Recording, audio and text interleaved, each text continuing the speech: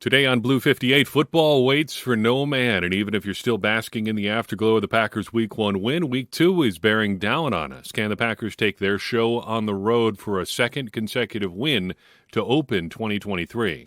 Blue 58! Hello and welcome to another episode of Blue 58, the one and only podcast of thepowersweep.com. I am your host, John Meerdink, and I am happy to be with you here for week number 2. Was thinking about this game, which I suppose is a really nice thing to do as you're preparing to do a preview on it, but was thinking about how this game kind of represents, in a really clear way, a new era of Packers football. I try to sit down and watch at least the condensed game of whoever the Packers are playing, whatever they did the previous week. So this week I sat down and watched the Atlanta Falcons play the Carolina Panthers. And looking at the Falcons, they look like a team that the Packers of the previous era wouldn't even really think about. So your 2020, 2021 Packers, the so far high water mark of the Matt LaFleur era. This is a team that those kind of Packers team wouldn't have even thought twice about. This team is not good in kind of a really specific way. They're not designed to roll up a ton of points. They're designed to play efficient, low possession football, basically, like low number of possessions. They want to run the ball, hang on to the ball, basically kind of old school football, not designed to score a whole lot of points. And the Packers of that era, 2020, 2021, MVP Aaron Rodgers, Devontae Adams, you know the drill. That era of the Packers would just score enough points to take these Falcons out of their game plan, and that would be it. You talk about, well, Robert Saleh of the New York Jets and Dan Campbell of the Detroit Lions have both used an expression that I think would really apply there. Both of them talked, I guess in specific reference to the Packers, talked about dragging the Packers out to deep water and seeing if they can swim. That's how you beat a team like the Atlanta Falcons. A young quarterback, running game oriented. You haul them out, say, this is how the big boys play. We score a bunch of points. Can you score a bunch of points? And when they can't, you break that kind of team pretty easily. It's kind of like just pounding them into submission, making them play a way that they don't want to play. It's like how a fire can burn up all the oxygen in a room and burn itself out. You just burn the game out because you're up 20-6 at halftime and they're just not built to go punch for punch with you. That could still be the case. But we don't know that it's the case in the same way, at least not yet. And part of that is we just don't really know who or what the Packers are yet. And I think that we're going to be in that situation for a while. Even based on week 1, what would you really say the Packers' identity is? And I don't think this is a slight against the Packers. It's just that I'm not sure the Bears are really going to help anybody figure out what kind of team they are this year. They are not really a measuring stick sort of team.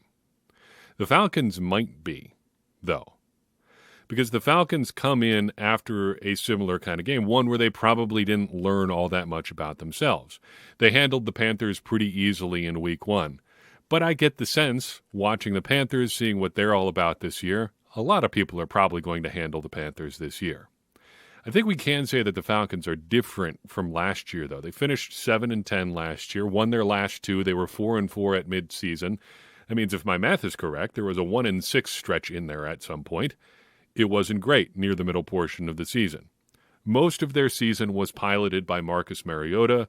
Before their 2022 third-round pick Desmond Ridder took over. He started 4 games. Falcons went 2-2 in those 4 starts. Now in come the Falcons, fully transitioned to the Desmond Ridder era. What sort of team are they going to be? If you're trying to answer what sort of team the Falcons are, it really helps to look at where their coaches have been. That's usually true in a broad sense for just about everybody in the NFL, but I think that's especially true for the Atlanta Falcons. On offense, the Falcons are an Arthur Smith and Dave Ragone joint production. Finishing out the Play Callers podcast series today, Amina Kimes of ESPN mentioned Arthur Smith as somebody that's from the Shanahan tree by virtue of his connection to Matt LaFleur. He did work with Matt LaFleur with the Tennessee Titans around 2018. That is true. And he may have some influence from the LaFleur, McVay, Shanahan tree in there. But I think if you look deeper into Arthur Smith's coaching history, you get a much better idea of the sort of player that he, or the sort of coach that he really is. He did some low-level assistant stuff around 2006 to 2010 or so, coached with the Washington Redskins in 2007, 2008 as a quality control assistant. Got his real big break in the NFL when he jumped to the Tennessee Titans in 2011. First, he was a defensive quality control coach, then an offensive quality control coach, bumped up to a combo offensive line and tight ends coach, was an assistant tight ends coach after that, then tight ends for 3 years, then was an offensive coordinator after Matt LaFleur left following the 2018 season, then took over as the Atlanta Falcons head coach in 2021. Smith coached under 4 different head coaches in Tennessee: Mike Munchak, Ken Wisenhunt, Mike Mularkey, and Mike Vrabel. And I think if you look at the first and last head coach that he coached with in Tennessee, you get a lot better gauge of who he is as an offensive head coach than just say, well, he's got some Matt LaFleur connections. Specifically, Mike Munchak. If you look at what the Atlanta Falcons are trying to do now, they want to be a power running team, really an old school, like 12 personnel, 21 personnel kind of power running team. And I think Mike Munchak actually explains that better than any like Shanahan tree connections because of how Munchak wanted to coach when he first got to Tennessee and when Arthur Smith got his break in with the Tennessee Titans. Mike Munchak wanted to run a system that he described as exotic smash mouth football. And I think that actually describes the Atlanta Falcons pretty well. That's what they want to do. They want to have a run-oriented offense, go through their 2 big, powerful backs, and they'll go from there. We'll talk about those 2 backs here in a second. But the second part of the Falcons' offensive tree here is Dave Ragone. Ragone is a more traditional offensive coach than Smith is. If you look at his coaching tree, he started with his coaching pedigree. He started in the UFL as the quarterback's coach for the Hartford Colonials. Then he arrived with the Tennessee Titans the same time as Arthur Smith did in 2011, was their wide receivers coach for 2 years, then switched over to coaching quarterbacks for 2013. In 2015, he jumped over to the Washington Redskins, where he was their offensive quality control coach. Then in 2016, he moved to Chicago, where he was the Bears quarterbacks coach for 4 years, then was their passing game coordinator, moving over to Atlanta to become their offensive coordinator when Arthur Smith got the head coaching job there. So, all that to say, I think that it's a lot more accurate to tie Smith back to his roots in the Munchak system than with his brief dalliances in the LaFleur type stuff. To the extent that anybody runs that now, I think we're past the point in the NFL that you really have to say, well, he coached with this guy who coached with Shanahan here, and that's why he's going to run, the outside zone, play action, bootleg type offensive scheme. It's just part of the furniture now in the NFL. This is just what everybody runs to a certain extent. These plays just exist here. This is just how offense is in the NFL. And if you're not playing some version of this, you're probably behind the times. The quarterback in Atlanta is Desmond Ridder, a good athlete, big athlete. As of right now, it looks like he's probably not going to be the sole reason you win games, but it looks like he can make some plays too. In week 1, pretty uninspiring performance, though the accuracy, at least from a box score perspective, was there. 15 of 18 for 115 yards and a touchdown in week 1. At the very least, we could say fairly efficient there. 9 of his 18 passing attempts went to running backs, which is important for reasons we will talk about here in a second. The offensive line graded out pretty well in week 1. They were the 13th best run-blocking team in the NFL, according to Pro Football Focus in week 1, so that incorporates more than just the offensive line. But as a group, this team seems to run block pretty well. They seem as a whole to be better run blockers than pass blockers. I think it's pretty hard to identify a weak spot at this point, though if I had to pick one, it would be left guard Matthew Bergeron, by far the least experienced of their linemen. He has played a grand total of 1 NFL game. He is a rookie second-round pick. So if you're looking for a weak spot up front, that may be it for the Atlanta Falcons. In the passing game, I said this would be interesting because if you've been paying attention to what they've done in the NFL draft, until this year, you would think that the Falcons were trying to put together a really high-powered passing offense because in 2021, they spent the 4th overall pick on athletic Marvel tight end Kyle Pitts. Then they drafted big athletic wide receiver Drake London in 2022 with the 8th overall pick. Both big, athletic, interesting prospects. Kyle Pitts might be one of the 2 most athletic tight ends that I've seen, along with Vernon Davis in my time watching and covering the NFL. But together, London and Pitts combined for 4 targets and 2 catches in week 1. Both of the catches came from Kyle Pitts. Be aware of these guys for sure, because they both seem like pretty good players, good matchup prospects, if nothing else. But I'm not sure what the Falcons are going to do with either one of them. Still, it is worth your time to be aware of them. In the running game, bring your hard hat this week because we're going to find out if the Packers can stop the run. Because the Falcons are going to try to run it, and they've got 2 big, strong backs to do it with. The first is Tyler Algier, who ran for just over 1,000 yards last year on 210 carries, averaged 4.9 yards per carry, 6 feet tall, 220 pounds, a big, strong back. Noteworthy enough by himself. But then you add 2023 8th overall pick Bijan Robinson to the mix, one of the most fun players to watch, I think, in the 2023 draft. Some people thought he was the best player in the entire draft. I don't really know how you measure that, but he was pretty darn good in college. Suffice it to say, though, the Falcons have the pieces in place to carve you up on the ground. So how do the Packers stop it? Much like we said in the intro, you kind of have to play offense-defense in this kind of game. Play defense with your offense. Take control of the game and make the Falcons play how you want to play versus how they want to play. More simply, you might just want to focus on getting them into 3rd and down, or 3rd and long, or just get them to 3rd down, period. In week 1, against the admittedly unexciting Carolina Panthers, the Falcons went a whopping 2 of 10 on 3rd downs. On 6 of their 10 3rd downs, they gained 0 yards or lost yards. And on another one of their 3rd downs, they gained 17 yards, which is great, but they needed 22 yards, so those 17 yards are basically fake. You gained 17 yards and you still came up 5 yards short. That you almost made it to 4th and long. You end up in a 4th and medium after getting 17 yards on 3rd down. Not a tremendous performance there. Just as an aside here, I would prefer if the Atlanta Falcons were not able to do anything with Scotty Miller in this game. Came over from Tampa, now plays for the Falcons. We just don't need any throwback performances. On top of everything else, just make sure Scotty Miller doesn't do anything interesting. On defense, we've got defensive coordinator Ryan Nielsen running the show for the Falcons. Age 44, first year that he has been a solo defensive coordinator. This is the first year that he has worked for the Atlanta Falcons as well. He spent the entirety of his NFL career prior to this season with the New Orleans Saints, did a bunch of college-level stuff prior to that. But in 6 years with the New Orleans Saints, he first coached the defensive line, then was an assistant head coach along with coaching the defensive line in 2021, then was the co-defensive coordinator in 2022 before he gets the entire defensive coordinator gig for the Atlanta Falcons.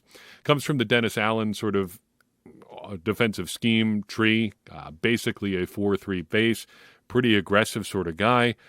Hard to say, tendency-wise, what we're really going to see at this point, though. We can say that Atlanta has spent heavily on defense recently. This spring, they signed safety Jesse Bates from Cincinnati.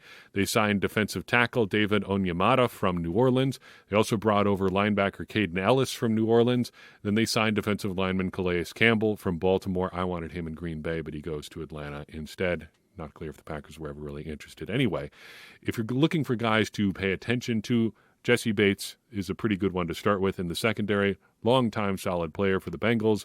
Had an interception in week 1. On the defensive line, Grady Jarrett is never a bad idea to keep an eye on for the Falcons. Trench warrior for them for a long time in his 9th NFL season. Hasn't missed a game since 2018. Basically like a super-duper powered Mike Daniels, 6 feet tall, 305 pounds. He will get after you if you let him. In terms of where the Packers attack the Falcons, if they could, I would love it if they started with the run again and really stuck with the run until the Falcons prove they can stop it, and then sprinkle in a little bit of Jordan Love from there. Betting on Jordan Love to play well on the road 2 weeks in a row to start a season seems like a big ask. So why not start with chipping away on the ground if you can? Unfortunately, with Aaron Jones still battling a hamstring injury, that may be easier said than done. But if the Packers are willing to sprinkle in some different backs along with A.J. Dillon and use A.J. Dillon in a way that makes a little bit more sense for his skill set, I think that's a pretty good start from there. I think the Packers may have to focus on attacking with Luke Musgrave a little bit more this week. Kind of eased him into the game plan last week.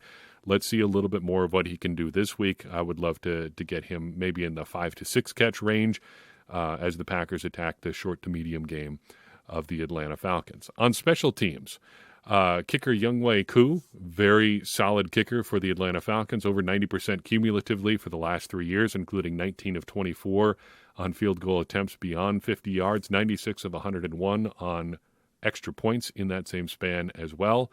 Their punter is Bradley Pinion, averaged 45.9 yards per punt last year, also handles kickoff duties for the Falcons. Scotty Miller returned 1 punt for the Falcons last week, as did D. Alford. Neither one of those guys is super experienced. In fact, after both of them returned 1 punt in week 1, both of them have a grand total of 1 career punt return each. The Falcons also did not return a kickoff in week 1, just how that game worked out. Anytime the ball was kicked off, it resulted in a touchback. They did not attempt to return a single kickoff in week 1. The Packers last saw the Falcons on Monday Night Football in 2020. Big-time COVID game. Falcons had a bunch of guys missing that week.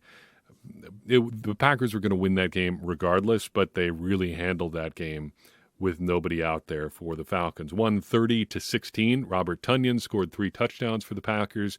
Josiah DeGuara tore his ACL in that game. Big day for receivers far down the depth chart. Darius Shepard, Malik Taylor, and Tyler Ervin combined for 4 catches for 49 yards. And on defense, Zadarius Smith had 3 sacks for the Packers as he ate up the hapless Atlanta Falcons. The Packers cruised to a Monday Night Football victory with no real issues. How do the Packers win this game? As we've said a few times now, I think it comes down to really dictating how this game is going to go. If the Falcons are able to kind of imprint their identity onto this game, the Packers may have a fairly long day at the office here. But if the Packers are able to say, no, this is how we're going to play, we're going to be in charge here, and you're able to take the Falcons out of their game plan, you might really have something. So how do you do that? Well, score early for one thing. Put pressure on them to continue to produce.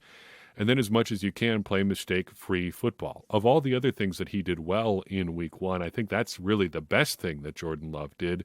Really avoid the big, obvious, back-breaking sort of mistake. Even on the play where he fumbled, he was able to turn that into a situation where, well, things worked out pretty well for the Packers.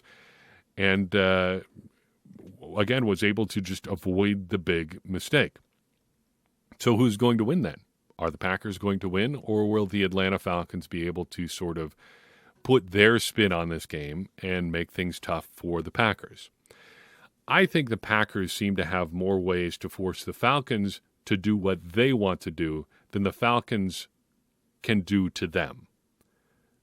If the Falcons are able to run the ball and stay on schedule and convert on third downs and this, that, and the other thing, then they've got a real chance to make things difficult for the Packers.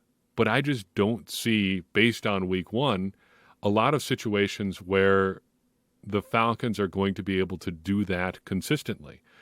How are you going to make sure that you are consistently forcing the Packers to respond to you when you have to essentially just run the ball well enough to keep the game close for the entire game? That is a really big ask in the modern NFL, especially when the Packers have shown that they can move the ball pretty consistently. Now, moving the ball consistently against the Chicago Bears is one thing. Moving the ball consistently on the road against any other NFL team is a horse of a different color. But I think if we're looking for measuring stick sort of things, if the Packers can do that on the road again, we will have learned something about the Packers, and we'll have learned something pretty solid. Traveling as an offense is significant. I mean, you can talk about analytics, advanced stats, everything like that. It's not an advanced sort of thing to just be able to be the same sort of team you are wherever you're playing and against whoever you're playing. If you don't get forced out of your identity, regardless of your opponent, you are probably a good football team. At the very least, you're a well-coached football team, which is just as good as being a good football team in a lot of cases. I think for all the foibles of the Detroit Lions last year, they were coached to be a certain kind of way. And being that way all the time, consistently, can in some ways be enough to win you some games. It sure was against the Packers.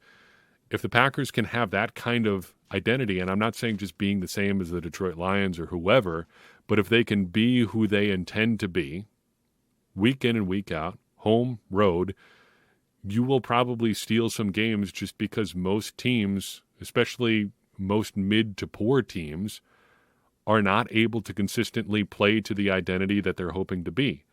They get out over their skis. They get caught up in bad trends. They make big mistakes. They can't embody their own identity. And if you can't do that, you're going to have a hard time winning consistently in the NFL. This is especially concerning for the Packers this week, or especially something to watch this week, because the Packers are going to be, more than likely it looks like, without Aaron Jones and Christian Watson again. The Packers' offense can really only be so resilient. But if they can continue to be resilient, continue to stick with their identity, continue to do the things that they want to do, even when Aaron Jones and Christian Watson are not out there on the field with them, that is going to say a lot about the rest of this Packers team. And as the Packers continue to grow over the course of this season, they're only going to be that much better once Jones and Watson are back and fully integrated again. Finally, run defense worked pretty well in week one. Can they do that again? You've got two big talented backs, one guy who may have been the best player in the entire 2023 draft class. If you can slow those guys down, either by scheme or by effort or by just taking them out of the game with your own offense, that, I think, is a real big vote of confidence for your 2023 Green Bay Packers. In any case, I think we are going to learn something about the Green Bay Packers this week. We can't say that so much about last week, but I don't think that's going to be something that happens to a lot of people when they play the Chicago Bears, just because I don't think the Bears are in a situation this year to really impose who they are on pretty much anybody they play. We'll see if we end up learning anything about the Green Bay Packers this weekend. I hope we do, and I hope it's another really good lesson about who these 2023 Green Bay Packers are going to shape up to be. I'll leave you with this. We talked about after week one how important it is to stack these wins early in the season. If the Packers manage to move to 2-0 this week, think how much easier that makes the rest of the season. If you operate on the assumption that the Packers have to get to 9 wins at least to be a playoff team, well, 2 wins in your first 2 weeks means that you only have to go 7-8 the rest of the way to still get to 9 wins. The Packers could be worse than 500 the rest of the season if they win this week and still get to 9 wins. That's a pretty good place to be in. And if they would do something like get to 3-0, then things start to look really good toward that back half to back quarter of the season. That is putting the cart a little bit ahead of the horse, but not too far. It's never too early to start investing in your kind of playoff nest egg. And if you can store up a few of those wins early in the season, especially if you're going on the road, it can only help you in the long run. That's all I've got for you in this episode of Blue 58. I appreciate you tuning in. I would appreciate it even more if you would take a second and share this episode with someone you think would enjoy it.